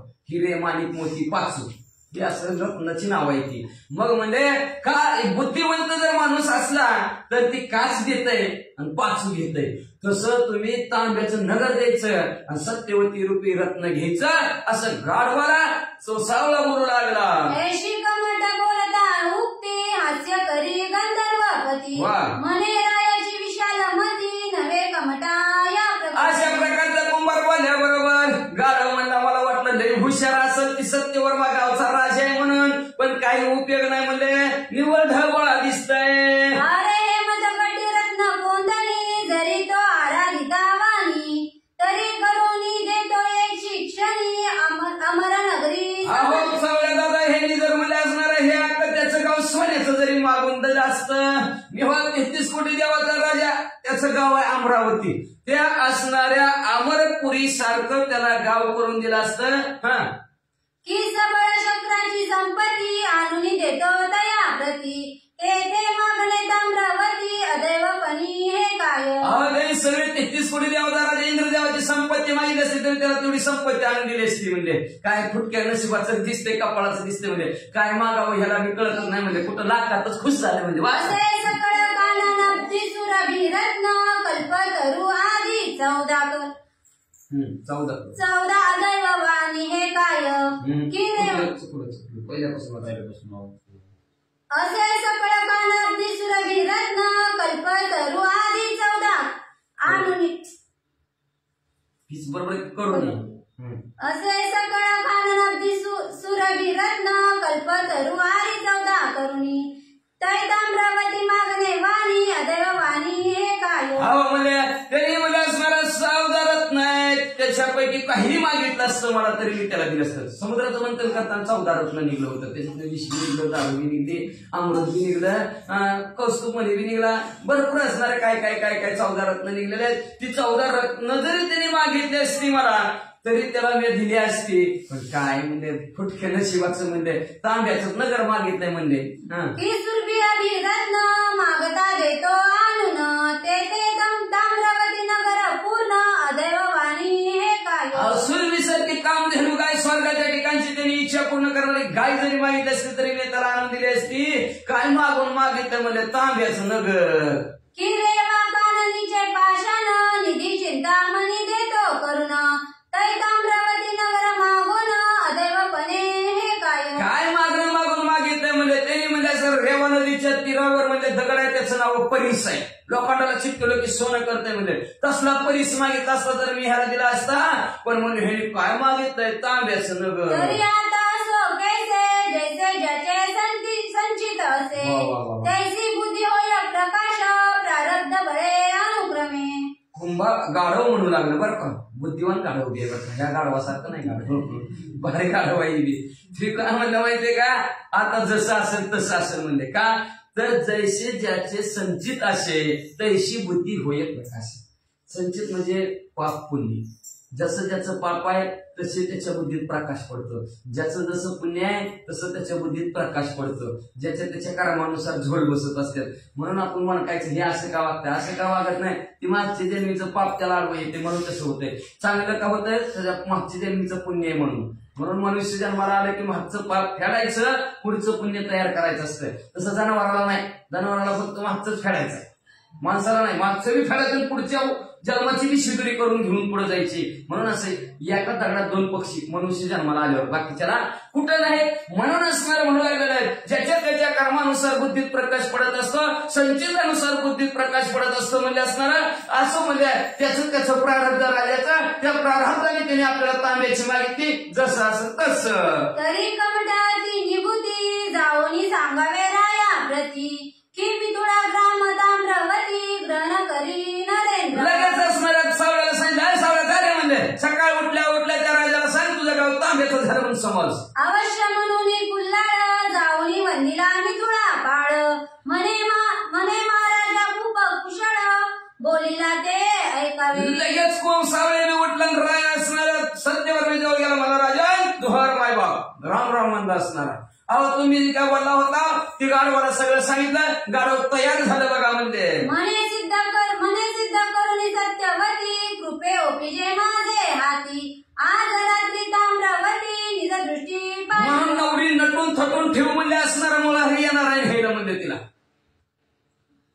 सगळे तयारी करून ठेवते. काय म्हणते ती लग्नाची, हा सगळं लग्नाला ते लग्न सोडा बिडा सगळं भरून ठेव म्हणले असणार नवरीला. का उठल्या उठल्या तर अख्खं गाव तांब्याचं दिसलं असं गाडव म्हणलंय बघा. ऐसे पशुचे वाग् वचन कमट मुखे राव ऐकून अवश्य कुल्हाडते म्हणून सदना ते पाठवी. लगेच असं गाडव बोललेलं कुंभाराने राजाला सांगितलं. राजा म्हणला बरं बरं जा बिंदास नटिवतो नवरीला म्हणले विधीचा कार्यक्रम. कुल्हाड येताची स्वधामा म्हणे प्राज्ञिका गर्दभ उत्तमा. राया सांगतायचा महिमा स्वीकारले रायाने. लगेच कुंभार लगेच गाडवा जवळ आला आणि गाडवाला म्हणला हो सांगून आलो तुमचं माझ्यासाठी मध्ये हेलपाट म्हणून पुन्हा एवढं हेलपाट घालून मी मला म्हणते म्हणला. हा चांगलं झालं तर देवाने केलं, वाईट केलं तर ह्यांनीच केलं. माझ्या जीवाला पंचायत आहे म्हणलं. ह्याला सांगायचं त्यांनी त्याला सांगायचं. अशा अब्दा फजिती माझी मध्ये चालली. गाडवाला म्हणलं बाबा राजाला सगळं सांगितलं. मग प्रत्यक्ष होता विश्वकर्मा म्हणे महाराजा गंधर्वोत्तमा. कवन कमी कामिक काम तुम्हा वेदलाचे महाराज. लगेच गंधर्वाने म्हणले त्या गाडवाने म्हणले असणारा विश्वकर्मा म्हणजे जगाताचा इंजिनियर, देवांचा इंजिनियर. त्याचं त्याला असणार आव्हान केलं, त्याला आमंत्रित केलं गेलं. विश्वकर्मा समोर भरायला हात जोडून म्हणला गंधर्व महाराज काय काम आहे सांगा. म्हणे विराट स्वरूप तनया मुख्य माझी तो ब्रह्मकाया. काम उदेला गुरु राया मी तुला की जे मारे महाराज म्हणले असणारा म्हणजे विराट स्वरूप असणारा तुमचा आहे म्हणले. आणि त्या विराट स्वरूपाच्या ठिकाणी ह्या ब्रह्मांडाच्या ठिकाणी म्हणजे माझं एक काम आहे म्हणले. तुम्हाला थोडस काम आहे. ही जी काय मिथिला नगर आहे ती मिथिला नगर म्हणजे सकाळ उठल्या उठल्या सगळ्या माणसाला तांब्याचं दिसलं पाहिजे. विश्वकर्मा तुझे नाव तरी जाण्याची सगळे विश्वाचे कर्म कर्म कोणी जगद्रुम सुपंथ पंथाला. असं तुम्ही विश्वाचं असणारे कर्म करणारे आहोत. चांगलं काम करता सुपंथ चांगल्या मार्गाला लोकांना लावतो म्हणून तुम्हाला विश्वकर्माला म्हणतात म्हणले. म्हणून आमचं काम करा. सगळे कर्म निर्माण करता म्हणून विश्वकर्मा नाम शोभतोय आहेच म्हणून त्या सगळ्याचं काम व्यवस्थित करता सर्व निर्माण करायचं काम तुमच्याकडे म्हणून तुम्हाला बोलवे म्हणजे आमचं एवढं काम करा. जगद्गुरु तू कर्म पहाड निवारी तू माझे चुके साकडे ताम्रवते मी तुला पोट करून द्यावे महाराज. जगताचे गुरु आमचे ही गुरु आहेत म्हणजे असणार आमचं एवढं तुम्हाला हात धरून असणार पायाला पडून एवढंच कार्य काम आहे. हे मित्र नगर आम्हाला सकाळपर्यंत तांब्याचं पाहिजे. ऐशी ऐकता गंधर्व बाणी वाजले प्रहरीचे यामिनी विश्वकर्मा ग्रामधानी कृपा करून हसत मग लगेच असणार रात्रीचे प्रहर झालेले 2 प्रहराच्या वेळेस सकाळचं असणार पहाटेची वेळ आहे त्यावेळेस असणाऱ्या विश्वकर्म्याने नुसतं गावाकडे बघितलं हासले. त्यावेळी टकायचा ताम्रधार तो ग्रामाचा म्हणतोय व्याप्त झाले सर्व ताम्र वारणीला कृपादृष्टीने गावाकडे बघितलं आणि हसले. अख्खं गाव म्हणजे सगळं तांब्याचं झालं. राजांचा जाती सगळे सकळ कोणी नवरला धामे दरवाळा ताम्र वाटिकाचं गळतळ मग राम मितळा मेरवळे. मग जिकडं वगैरे आणले जातं घर असं तर कुणाचं असं नाही तर भिताड असं तर पत्र असं म्हणजे असणार सगळं तांब्याचं लक लक लक लक चमकायचे करून विश्वकर्मा द्रश्य आपले धामाकडे उदय तमा होता पाहते ग्रामजन. मग अशा प्रकारे रात्र विश्वकर्म्याने काम करून टाकलं. सकाळी सगळी लोक उठली. अयो कुठल्या गावात हो ताम्र जात मागण्या सहित धामे मेरा दिली शोभित पाताचे परिमित ठक पडले जगास. सगळीकडे जिकडं बघून तिकडं तांब्याचं चमचम चमकायला लागलं. गावातले लोकांना आश्चर्य वाटायला लागलं. गाव कसं काय रात्रीत बदल काया पूर्व झाले नगरे तिची घडून आले परिराय पाताची जाणवले कोण परीक्षा चित्ता घडूनच घडून आलं म्हणजे गावात असं काय भानगड झाली म्हणजे एवढं परिवर्तन. सकाळी तांब्या घेऊन गेलं ना तांब्या सुद्धा तांब्याचाच झाला. तांब्याचा म्हणजे तांब्या बघा तांब देव म्हणजे काय भानगड झाली पण राजाच्या चित्तात खुंबळी म्हणजे पट्ट्याने करून दाखवलं. सत्यावर कन्या व पिता सुकर्मा परिलवके हे का ते जगदुर्गमा हिरणे ते पावे. मनात म्हणला आता आपली सत्यवती गाढवाला द्यावा लागते पण मनात मना नवरा म्हणते जळता जळाना गाढवाला पुरगी द्यायला लागलाय. तरी हे जगदुर्ग मनोय बरे मोका सावल होवणे वैचले वैजन्याचे ते कोणी पावले दंशमया धावते. झेंडाळ जग म्हणजे असणार लय महाभयानक म्हणजे 2 कोटी भांडूळ बरं तिला दिली मी म्हणते गाढवाला लय आई ठाणी झाला. बरं जरा गाढवासारखा जावाई मिळाला ह्याला. पुन्हा म्हणते योग म्हणते कळतं का नाही ह्याला, गाढवाला पोरगी दिली. असं दोन तोंडी माणसं म्हणजे पैशून्य, म्हणजे जिथं कावळा बघा लाल दिसलं ना जनावराच्या तिथं टोच मारणार. तसं माणसं कमीपणा बघितला का पुढच्याचा तीच सारखं ध्यानात ठेवणार, चांगलं कधी बघत नाही. ती वाचा तरी आता गुप्त गते कन्यावपणी कुल्लाला ते स्वग्रामरावतारणे विवाहता दुर्देची वसवावी. आता काय करायचं, गावातली लोक नीट बोलायची नाही, ती नावं ठेवतील, कोण चांगलं म्हणतील कोणी वाईट म्हणतील, माझी हेळसांड केली. म्हणून काय करायचं, आता गपचिप कुंभाराला पोरगी द्यायची आणि कुंभाराला म्हणायचंय आता गाव सोडून जा. ऐसा विचार योजनेची ती मग पाचवणी कमटा प्रती डोकली त्याच्या सगळ्या सुचवी तया द्या. लगेच कुंभाराला निरोप दिला, सावळ्या ये रे. आला लगेच सावळ्या. मग ठरलं आपलं, पोरगी तुला द्यायची ठरले. तू आणलंय वाजत गाजत, पण नको रे बाबा मी राजे आहे, वाजत गाजत काय वराड आणू नको म्हणजे असणार माझ्या इकडे. म्हणजे गपचीप वराड घेऊन ये म्हणजे असणार आणि गपचीप तुला मुलगी देऊ टाक. काही बी लोक मला बोलते मग म्हणे महाराजा कमटाई कन्या गरबा उपिता देवा लोकांनी नपदन शब्दाच्या वाहक प्रविष्ट होईल भवानी की. अरे आई बोलले महाराजा म्हणजे सगळ्या मी जर गावाला पूर्वी मुलगी जर दिली तर गावात बातमी पसरल. एवढा मोठा राजा गाढवाला पोरगी दिली आणि 4 वाक लोक म्हणजे असणार. 4 वाक कसले असणार माहिती का, 4 वाक लोक ऋण काढायचं पण तुपा संग खायचं. तुपा संग खाणार पण ऋण काढून खाणार, ह्याला 4 वाक लोक म्हणजे काही बोलतात म्हणजे. आणि तशा प्रकारचं म्हणजे लोक मला नावं ठेवतेली म्हणून. तरीही लावण्य चपळाव सत्यवती घेऊन जावी सजना प्रती या गाडीला करुणीवरती दुर्देशी वसावी. माझी सत्यवती घेऊन जा, गाढवा सगळं तिचं लग्न लाव, पण ह्या गावात ठेव राहू नको, दूर देशाला जा. ऐचे बोलता रावत पडता वचमने कुल्हाळ कवटा मग चलनी यवनी संसार काट वस्त्री क्रांती कवाईली. कुंभार म्हणला बरं म्हणला, सावळ्या घरात आला, परत पोती मगाची भरलेली लावलेलं कपाट पुन्हा पोत्यात भरलं आणि त्याच गाढवावर पोती लागली, निघाला गाव. पुन्हा प्रवेशाला येत नाही म्हणे राया ग्रंथी का बांधवानी चिंता राजाकडे गेला, राजाला म्हणलं असणार गाव सोडायला तयार आहे. गावावर बिचारा पाचारवणी कन्या युवती म्हणे पवित्र सत्यवती तू तयार मिली जाय देवा प्रती स्वीकाराल तया द्या. लगेच नवरी इकडं तयार झालेली होती. नवरीला हाक मारली गेली आणि राजाने सांगितलं, बोट करून राजाने सांगितलं, ऐक सत्यवती तू पवित्र आहेस, मी तुला देवाला द्यायला लागले. देवासारख्या माणसाला, गाढवाला नाही, देवासारख्या माणसाला तुला नव देवालाच तू देवाबरोबर तुझं लग्न लावायला लागलं. काळजी परीक्षेले कैसे तरी मी तुला ताम्रवती छान लोटता केले तस्मात देव निश्चय तो तुला निवडलेला मालक. सगळी माझी पूर्वले आणि हे सगळी पाहुणा रावळायला तर गाढवा बरोबर माझं लग्न लावतो का पप्पा म्हणले. तुम्हाला काय कळतंय का नाही पप्पा म्हणले, हिरी ढोकळून द्या मला तिकडं. आणि असल्या गाढवासंग लग्न नग बाबा म्हणजे मला, नाहीतर मी असंच राहते. कोणासारखं, शेवडी सारखं असंच राहते, पण लग्न अजिबात नको. गप माय बाय तसं नाही, देवाला तुला द्यायला लागलं म्हणजे. मी त्याची परीक्षा घेतली, आपलं गाव बघितलं ना, गावात रात्रीत बदल झालेला दिसला ना बाई तुला. ही जे काय गावातला बदल झाला ना या पोरामुळे झालाय, म्हणून ह्या पोराला तुला द्यायला. मी तोची परीक्षेला निश्चय करून देवता मी ओळखीलाय, देवता रूपी गाढव आहे, पण मृण गाढवाचा आहे, पण आतून तो देव आहे. पण आता तुझं काम आहे की सन्मार्गाला लावायचं मालकाला. जे आपल्या मालकाला सन्मार्गाला लावते तिला पतिव्रता म्हणतात. कुठल्या आई बापाला वाटते आपली मुलगी ह्याला द्यावी म्हणून, कुठल्याच वाटत नसतंय.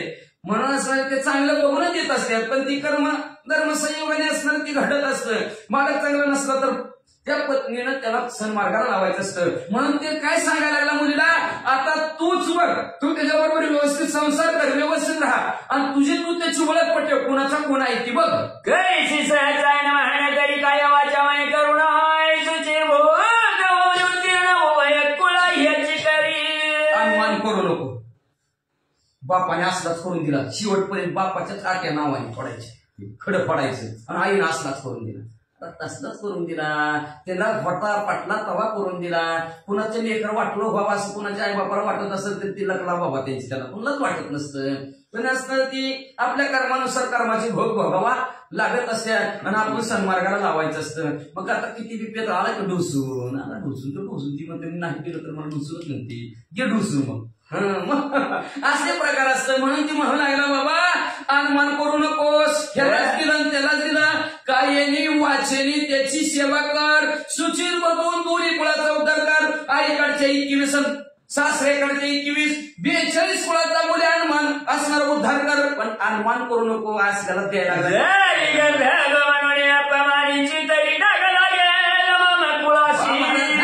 आणि तो कोपला विपर्याची पतन शापा होईल की जर गाढव म्हणून जर तेव्हा बोलशील तर माझ्या कुळाला डाग लागेल का? बापाने असलं शिकलं का नवऱ्याला आरतुर बोलायला? हा गाढव म्हणते नावाने हाक मारते आहे का नाही? चाललं ते जे आपलं असणार व्यवहारामध्ये चाललं ते तसं शिकवायला लागलं बाबा. त्या मुलीला बरोबर म्हणू लागला तू जर त्याला जर गाढव म्हणत असणार म्हणशील तर आपल्या कुळाला डाग लागेल, लोक नावं ठेवत्याला म्हणजे आपल्याला. आणि एवढंच नाही म्हणजे असणार त्याला जर राग आला तर तुला शाप देईल. आणि पुन्हा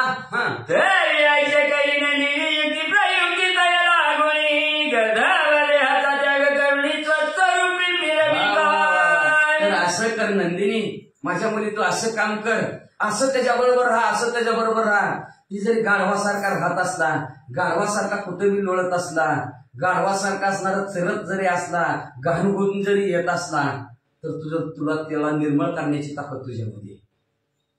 कुणामध्ये? स्त्री व्यवस्थित असली तर सगळं व्यवस्थित असतं घरातलं. स्त्रीवरच प्रपंच चालत असतो. पुरुष कसाही असला तरी सन्मार्गाला लावायचं काम असणार स्त्रीचं असतं. म्हणून असणारा तो सांगू लागलेला आहे की असं त्याला असणार, असं त्याच्याबरोबर अशी सेवा कर, असं त्याच्याबरोबर वाग. त्यांनी त्याचं ती काय गाढवासारखं वागणं, गाढवासारखं राहणं ती सोडून दिलं पाहिजे आणि माणसासारखा तो राहिला पाहिजे. असं तू त्याच्याबरोबर वाग.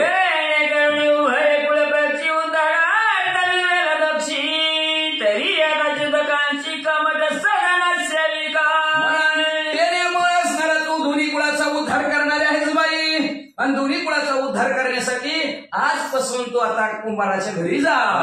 बोलतात तिथे सदानी आवाच्या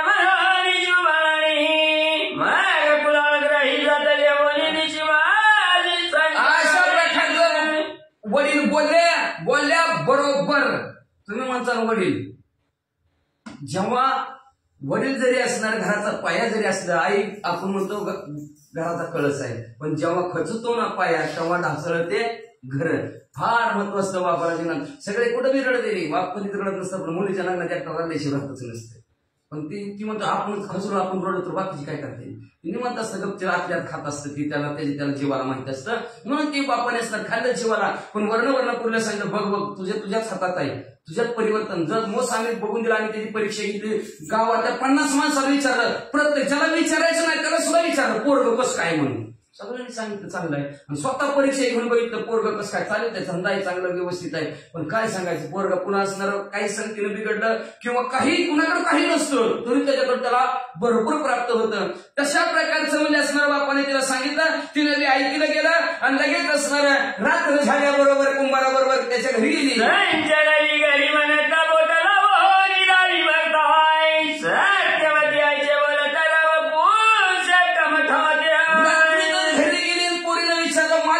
दाखवा माझं म्हणजे कुणाबरोबर माझं लग्न करायचंय. सत्यवती वर्णिनी दाखवलं मुलगे हो की तुझा असणारा होणारा मालक आहे. म्हणे महाराज हे गावाई पालन करी कन्याच्या. राजाला गाढव दाखवला बरोबर असणारा आडला नारायण गाढवाचा पाय धरी. लगेच राजाने गाढवाचा पाय झाला, मला जावाई माझ्या मुलीला नीट सांभाळा.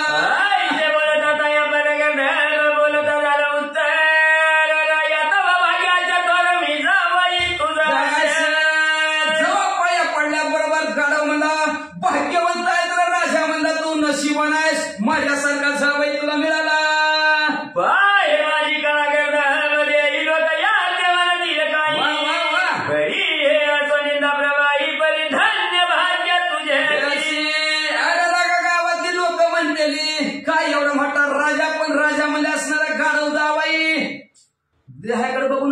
उस डोंगापर्यंत रचना डोंगा काय म्हणलाशी वारल्या रंगाला भरू नको माझ्या स्वरूपाकडे पहा.